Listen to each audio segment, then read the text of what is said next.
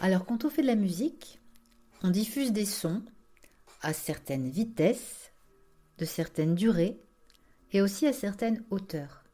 Par convention, on pense que plutôt ce qui est grave est plutôt vers le bas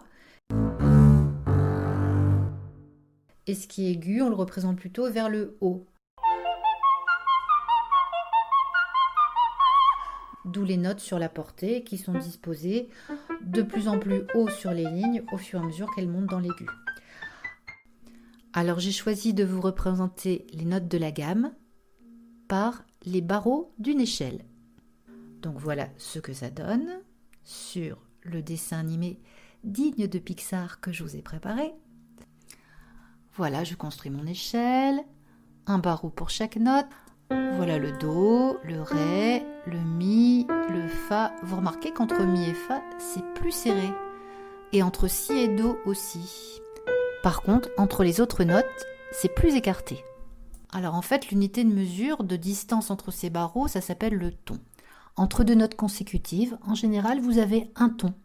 Sauf entre mi-fa et entre si et do, ces notes sont espacées d'un demi-ton.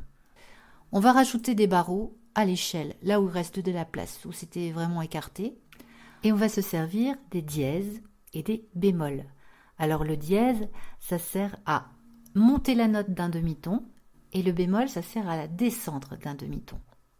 Pour la note qui est entre do et ré, donc soit c'est un do un petit peu plus haut ou un ré un petit peu plus bas, donc do dièse ou ré bémol.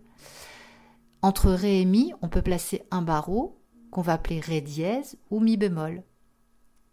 Entre fa et sol, le barreau se rappellera fa dièse ou sol bémol. Entre sol et la, ça sera sol dièse ou la bémol. Entre la et si, vous aurez la dièse ou si bémol. Entre do et ré, vous aurez do dièse ou ré bémol. Entre ré et mi, vous aurez ré dièse ou mi bémol. Et vous remarquez qu'il n'y a pas de barreau rouge entre mi et fa et entre si et do. Parce que là, il y a déjà un demi-ton entre ces deux notes.